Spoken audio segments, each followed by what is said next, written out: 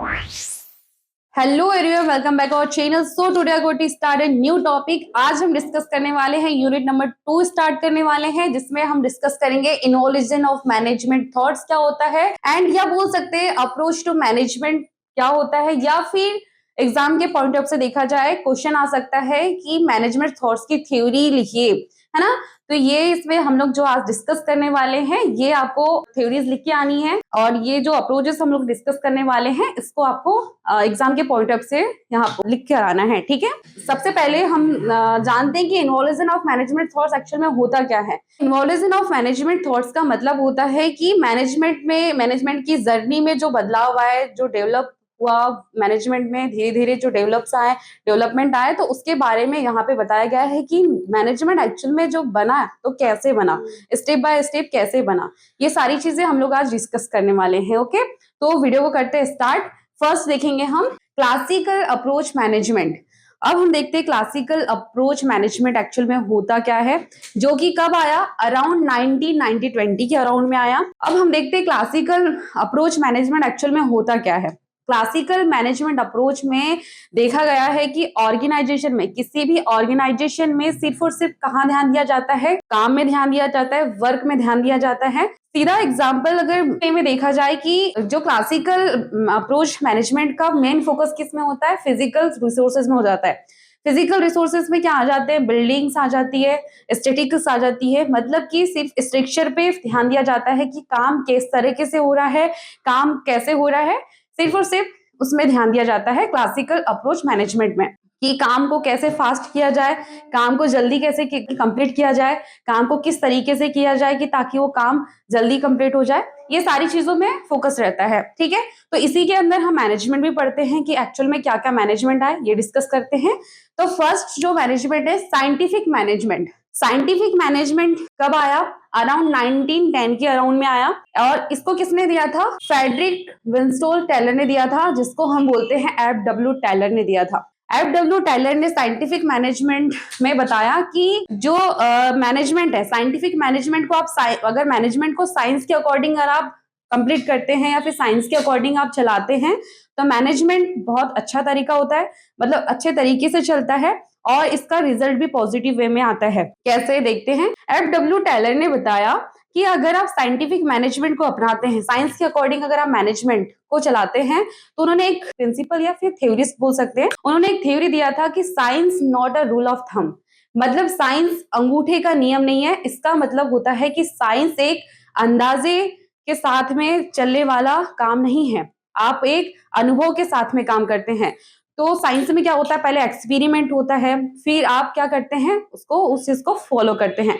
तो उन्होंने ये बताया था कि आप साइंस के अकॉर्डिंग अगर मैनेजमेंट को अपनाते हैं या चलाते हैं, तो आपको अच्छा रिजल्ट मिलता है, ठीक है। एंड हेनरी जेंट ने भी बताया था, हेनरी जेंट ने साइंटिफिक मैनेजमेंट बताया था कि अगर वर्कर को टास्क दिया जाए एंड टाइम पे बोनस दिया जाए, तो काम बहुत अच्छे तरीके से होता है, मतलब आपकी जो वर्कर की क्या होता है, एफिशिएंसी बढ़ती है, प्रोडक्टिविटी ऑटोमेटिक बढ़ेगी। And Frank and linen Gilbert ने बताया था कि यहाँ पे इन्होंने स्टडी किया था, टाइम स्टडी किया था, मोशन स्टडी किया था। इसके बारे में हम नेक्स्ट वीडियो में पढ़ने वाले हैं, ठीक है।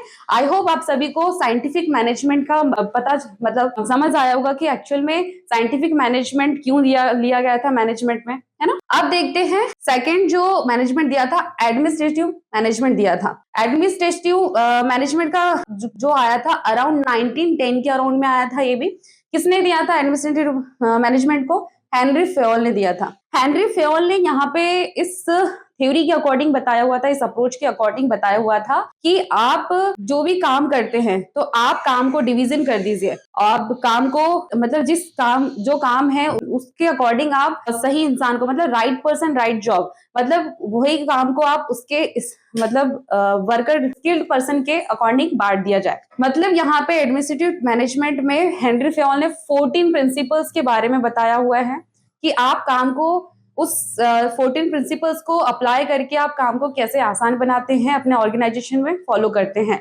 मैनेजर्स फॉलो करते हैं। ये बताया हुआ है। क्लासिकल अप्रोच की थर्ड जो थ्योरी है ब्यूरोक्रेसी मैनेजमेंट, जो कि कब आया था, 19 समथिंग 19,000 समथिंग आया था। किसने दिया था? मैक्स वेबर ने। मैक्स वेबर ने भी लगभग जो थ्योरीज दिया था हेनरी फेवल्स के अकॉर्डिंग ये दिया था, बट इन्होंने जो ब्यूरोक्रेसी मैनेजमेंट ने मैक्स वेबर ने मतलब जो बताया हुआ है कि किसी भी ऑर्गेनाइजेशन में जो काम हो रहे हैं रूल्स और रेगुलेशन के अकॉर्डिंग ही होने चाहिए। मतलब आपको रूल्स और रेगुलेशन के अकॉर्डिंग ही होना चाहिए। रिटर्न आपके पास लॉज होने चाहिए, रिटर्न आपके पास जो नियम है वो होने चाहिए। मतलब आपको सिर्फ और सिर्फ रूल्स और रेगुलेशन के अकॉर्डिंग ही चलना है। आपको रूल्स और रेगुलेशन के बाहर आकर काम नहीं करना है। अगर आप रूल्स और रेगुलेशंस के साथ में काम करते हैं तो काम क्या होता है, बहुत अच्छे तरीके से होता है और लाइन अप होके काम होता है। मतलब स्टेप बाय स्टेप आपको जो चीजें चाहिए होती है वो चीजें आपका परफेक्ट में काम होता है। इसलिए यहाँ पे बताया गया है कि रूल्स और रेगुलेशंस के अकॉर्डिंग काम होना चाहिए। सिर्फ और सिर्फ क्या होना चाहिए, रूल्स को फॉलो होने चाहिए, ना कि किसी भी पर्सन के हिसाब से ऑर्गेनाइजेशन चलना चाहिए, किसी भी पर्टिकुलर एक पर्सन के थॉट्स पे ऑर्गेनाइजेशन चलना चाहिए। ठीक है, तो अभी हमने ब्यूरोक्रेसी मैनेजमेंट को भी जाना कि एक्चुअल में क्या होता है। ठीक है, अब देखते हैं नियो क्लासिकल मैनेजमेंट। अब हमने यहाँ पे क्लासिकल अप्रोच मैनेजमेंट में क्या देखा कि वहां पे स्ट्रक्चर को ध्यान में दिया गया, उनके काम पे ध्यान दिया गया, काम को कैसे बढ़ाना है, काम को कैसे जल्दी करना है, सिर्फ और सिर्फ इसमें ध्यान दिया गया। लेकिन मैनेजमेंट में बहुत जरूरी होता है कि आपको काम के साथ साथ वर्कर एम्प्लॉय में भी ध्यान देना। यहाँ पे बिल्कुल भी एम्प्लॉय के काम में ध्यान नहीं दिया गया, एम्प्लॉय में ध्यान नहीं दिया गया कि उसके साथ भी कुछ प्रॉब्लम्स हो सकती है। इसलिए नियो क्लासिकल मैनेजमेंट आया, जो कब आया, अराउंड 1930 के अराउंड में आया।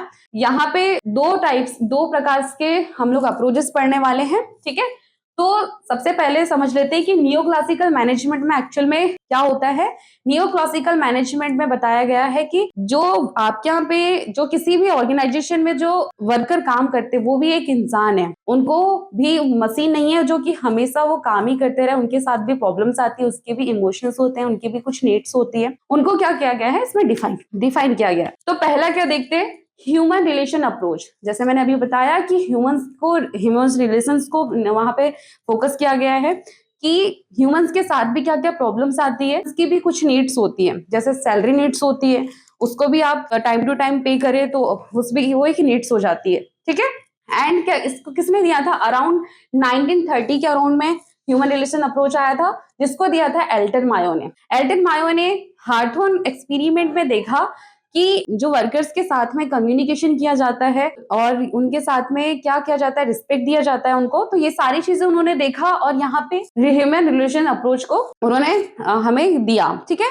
तो ये भी एक थ्योरी जो है ऑर्गेनाइजेशन में बहुत ही इंपॉर्टेंट है कि वर्कर्स के अगर नीड्स को अगर आप ध्यान देते हैं, फोकस करते हैं, तो ऑटोमेटिकली आपकी प्रोडक्टिविटी बढ़े। ऑब्वियसली अगर आप वर्कर्स की सारी नीड्स को कंप्लीट करते हैं, आप उनकी जरूरतों को कंप्लीट करते हैं, तो क्या होता है कि वो ऑटोमेटिक हमारे यहाँ पे ऑर्गेनाइजेशन में, किसी भी ऑर्गेनाइजेशन में अगर वो काम करता है तो 100% देता है, तो उससे क्या हो जाती है, एफिशिएंसी भी बढ़ती है, प्रोडक्टिविटी बढ़ती है, ऑर्गेनाइजेशन भी ऑटोमेटिकली ग्रोथ करता है। ठीक है, अब देखते हैं दूसरा क्या दिया था इन्होंने, बिहेवियर साइंस अप्रोच दिया था। कि जब कब आया था, अराउंड 1940 में आया था।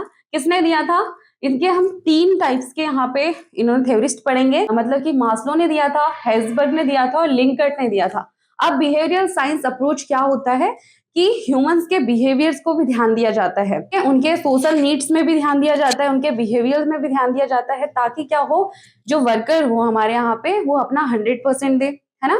अगर आप ऑब्वियसली अगर किसी भी वर्कर्स को अच्छे से गाइड करते हैं, मोटिवेट करते हैं, अगर उसके बिहेवियर को मतलब उसके बिहेवियर आप अच्छा उनसे बिहेवियर करते हैं, मोटिवेट करते हैं, तो वो ऑब्वियसली हमारे यहाँ पे खुश होकर अपने ऑर्गेनाइजेशन में क्या करता है, बहुत ही अच्छे तरीके से ध्यान देता है, 100% देने की कोशिश करता है।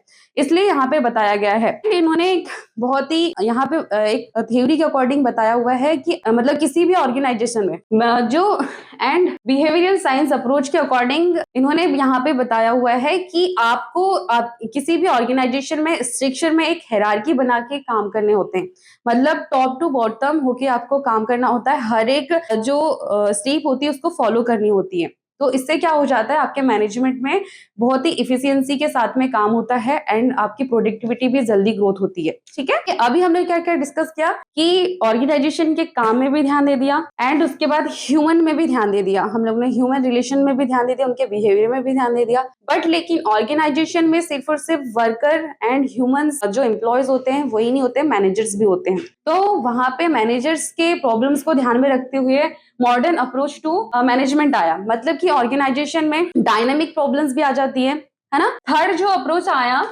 मॉडर्न अप्रोच टू मैनेजमेंट आया, जो कि कब आया, अराउंड 1950 के अराउंड में। यहाँ पे देखा गया कि जो ऑर्गेनाइजेशन में, किसी भी ऑर्गेनाइजेशन में जो मैनेजर्स के साथ में प्रॉब्लम्स आती है उसमें यहाँ पे ध्यान दिया गया है एंड डायनामिक प्रॉब्लम्स के बारे में बताया गया है एंड फ्लेक्सिबिलिटी के साथ में जो प्रॉब्लम्स आती है, मैथमेटिकल प्रॉब्लम्स आती है, उसको फोकस किया गया है। एंड तो फर्स्ट हो जाता है क्वांटिटी अप्रोच। क्वांटिटी अप्रोच जो अराउंड आपके 1950 में आया, किसने दिया था, C.W. चर्चमैन ने दिया था। इन्होंने यहाँ पे बताया कि मैनेजर्स के साथ में डायनामिक से रिलेटेड प्रॉब्लम होती है, मतलब मैथमेटिक्स से रिलेटेड प्रॉब्लम होती है, डाटा एंड स्टैटिक प्रॉब्लम्स आती है, तो उसको यहाँ पे क्वांटिटी अप्रोच में सॉल्व किया जाता है। ठीक है, इन्होंने यहाँ पे ये बताया एंड दिया था। एंड सेकंड जो दिया था सिस्टम अप्रोच, जो कि अराउंड 1960 के अराउंड में आया। किसने दिया था, इन्होंने बॉल्डिंग ने दिया था। यहाँ पे बताया गया था कि ऑर्गेनाइजेशन एक क्या है, सिस्टम है, जिसमें अगर सब सिस्टम मिलकर काम करते हैं, अच्छे से काम करते हैं, तो ऑर्गेनाइजेशन का ग्रोथ होता है।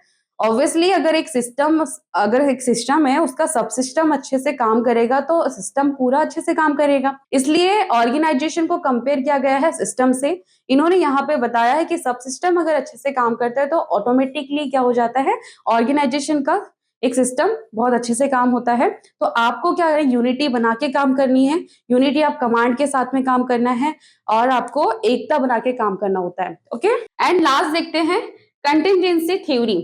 कंटिजेंसी थ्योरी ये कब आया था, अराउंड 1970 के अराउंड में आया था। किसने दिया था, जॉन वुडवर्ड ने दिया था। यहाँ पे इन्होंने बताया कि कंटिजेंसी थ्योरी के अकॉर्डिंग, इस थ्योरी के अकॉर्डिंग बताया गया है कि आपको मैनेजमेंट में, मतलब कि किसी भी ऑर्गेनाइजेशन में मैनेजमेंट को सिचुएशन के अकॉर्डिंग चेंज करना होता है। आपको वन वे में नहीं लेके जाना सकता है, मतलब कि एक किसी भी अगर ऑर्गेनाइजेशन में जो मैनेजमेंट चलता है एक रूल्स के साथ में नहीं चलता है, एक रूल्स रेगुलेशन के अकॉर्डिंग ही नहीं चलेगा। आपको सिचुएशन के अकॉर्डिंग में क्या होता है, आपको मैनेजमेंट चेंज करना होता है। तो यहाँ पे हम इसको कंटिजेंसी थ्योरी या फिर हम सिचुएशन अप्रोच भी बोला जा सकता है। ठीक है, कि आपको मैनेजमेंट को सिचुएशन के अकॉर्डिंग चेंज करना होता है, ताकि क्या हो, अभी क्या हो रहा है, रिसेंट में नए नए टेक्निक्स आ रहे हैं मैनेजमेंट में।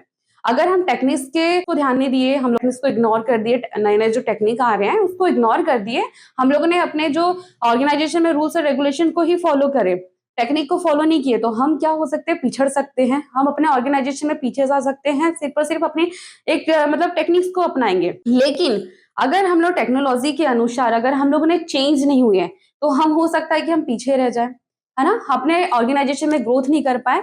इसलिए यहाँ पे बोला गया है कि आपको सिचुएशन के अकॉर्डिंग ऑर्गेनाइजेशन में मैनेजमेंट को चेंज करना बहुत जरूरी हो जाता है। ठीक है, अभी हम लोगों ने क्या डिस्कस किया, ठीक है, तो अभी हमने क्या पढ़ा, जो इन्वॉल्यूशन मैनेजमेंट थॉट्स पढ़ा, कि इन्वॉल्यूशन मैनेजमेंट का थॉट्स का मतलब ही हो जाता है कि मैनेजमेंट कैसे डेवलप हुआ। ये सारी चीजें हम लोग ने डिस्कस किया, जिसको हम अप्रोच टू मैनेजमेंट भी बोला जाता है, जिसमें हम लोगों ने 3 टाइप्स के अप्रोच डिस्कस किए। क्लासिकल अप्रोच डिस्कस किया, जिसमें सिर्फ और सिर्फ किस में ध्यान दिया जाता है, फिजिकल रिसोर्सेस में ध्यान दिया जाता है। एंड सेकंड क्या दिया, न्यू क्लासिकल मैनेजमेंट, जिसमें क्या होता है कि ह्यूमन रिलेशंस पे भी ध्यान दिया जाता है। ठीक है, एंड मॉडर्न अप्रोच में मतलब कि मैनेजर से जो रिलेटेड प्रॉब्लम्स आती है आपके ऑर्गेनाइजेशन में, मैथमेटिकल प्रॉब्लम्स आती है, डायनामिक फ्लेक्सिबल प्रॉब्लम्स आती है, उसके बारे में हम लोगों ने डिस्कस किया। ठीक है, आई होप सभी को आपको जो इन्वॉल्यूशन ऑफ मैनेजमेंट समझ आया होगा। तो हम मिलते हैं नेक्स्ट वीडियो में, हम इसमें डिस्कस करने वाले हैं कि जो साइंटिफिक मैनेजमेंट FW टेलर ने दिया था, साइंटिफिक मैनेजमेंट डिस्कस करने वाले हैं, और हेनरी फेल्स के जो प्रिंसिपल्स हैं हम लोग नेक्स्ट वीडियो में डिस्कस करने वाले हैं।